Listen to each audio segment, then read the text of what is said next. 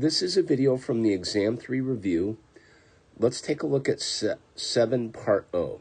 Suppose we have the summation from n equal 1 to infinity of negative 1 to the n over n to the 3 halves. So we're going to check the conditions of the alternating series test. So remember, a sub n is 1 over n to the 3 halves. And if I look at the limit as n goes to infinity of a sub n, this is the limit as n goes to infinity of 1 over n to the 3 halves, which is equal to 0. That's good. Now, n to the 3 halves is less than or equal to n plus 1 to the 3 halves, for sure. And this is for n bigger than or equal to 1. So if I take 1 over n to the 3 halves, this is bigger than or equal to 1 over n plus 1 to the 3 halves. And so a sub n is bigger than or equal to a sub n plus 1. And so this is condition 2. That's met, right? And so therefore, the summation from n equal 1 to infinity of negative 1 to the n over n to the 3 halves converges by the alternating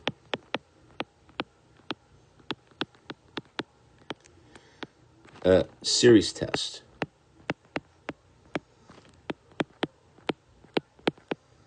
And that's how you do 7 Part O.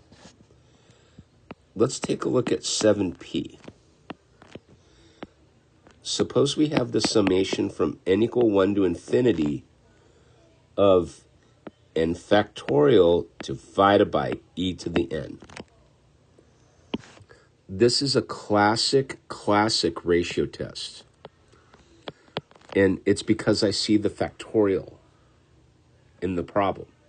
So I'm going to let a sub n equal n factorial over e to the n.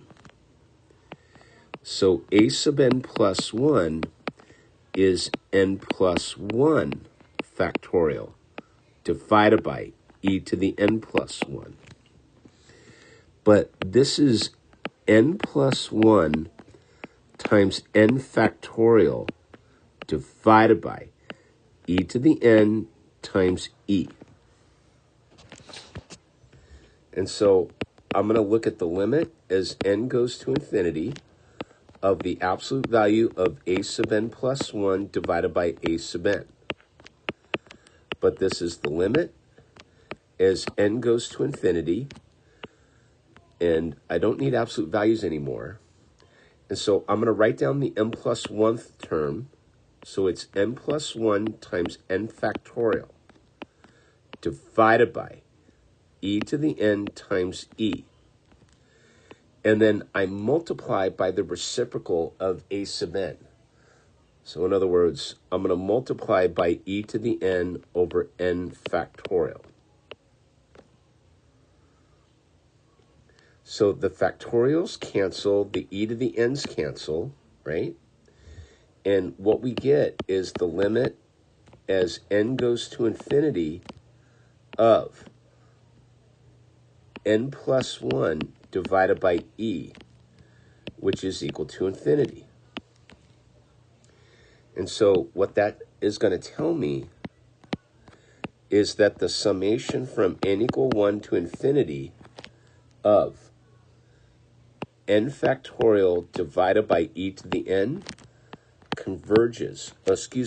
diverges, right? And the reason why it diverges is because we got infinity. And so this is going to diverge by the ratio test.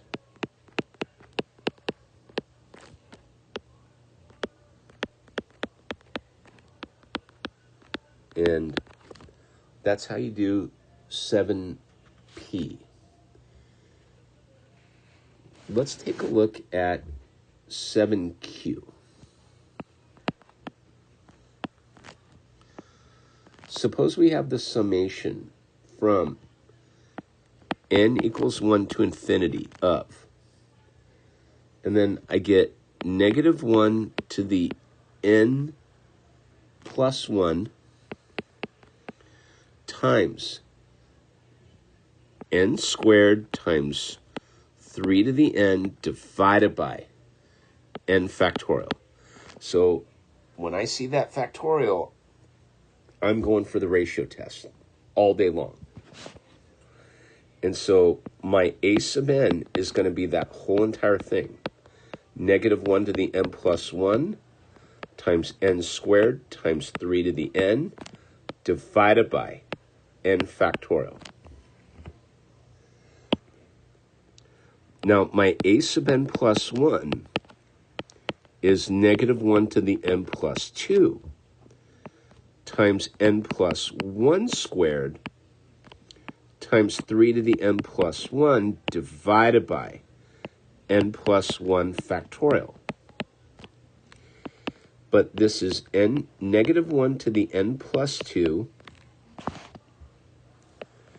times n plus 1 squared times 3 to the n times 3 divided by n plus 1 times n factorial. Okay, it looks worse than it is, but I want you to really pay attention to what happens here. Now, I'm going to look at the limit as n goes to infinity of the absolute value of a sub n plus 1 divided by a sub n.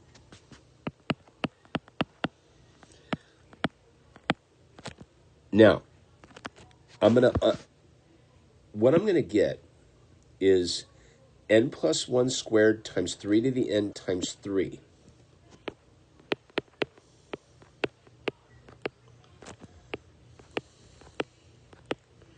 Divided by n plus 1 times n factorial. That's the first part.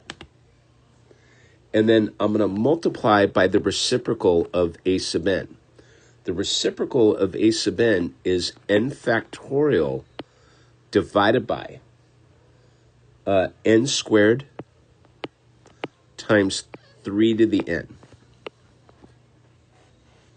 Now, look carefully what happens here. 3 to the n's cancel. The n factorials cancel. Okay? And what I end up with is the following. So this is the limit as n goes to infinity of. Now, I'm going to get, and I'm going to group accordingly. I'm going to get n plus 1 squared divided by n squared times 3 over n plus 1. Now, remember I'm taking the absolute value. And so when I take the absolute value, I don't have to include the negative 1 to the n part. Because the absolute value of negative 1 is 1, the absolute value of 1 is 1. And so the negative 1 to the n piece ends up going away. And this is what I end up with. But this is the limit as n goes to infinity of n plus 1 over n squared times 3 over n plus 1. But this is 1 times 0. But this is equal to 0, which is less than 1. What does that say? Well, that says the summation from n equal 1 to infinity of negative 1 to the n plus 1 times n squared times 3 to the n divided by n factorial converges by the ratio test. what gives the ratio test away here is that n factorial. The minute I see n factorial, that's the first test I'm going to try. Okay? And that right here was 7q. Now, we're going to look at 7r. And in 7r, we have the summation from n equal 1 to infinity of n plus 3 divided by n plus 2.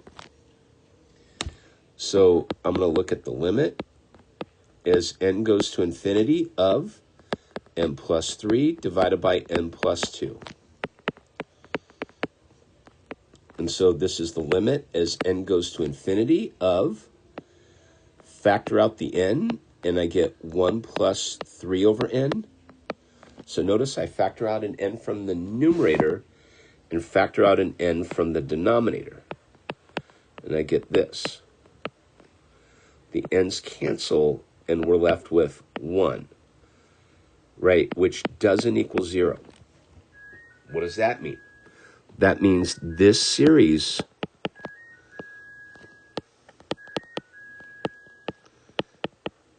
diverges by the test for divergence.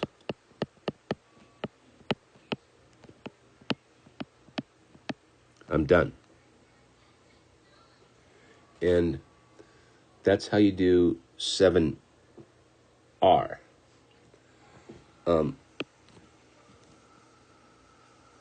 And that's a good stopping point for this video. So this is a video for the exam 3 review, and we did 7o, 7p, 7q, and 7r. Thank you.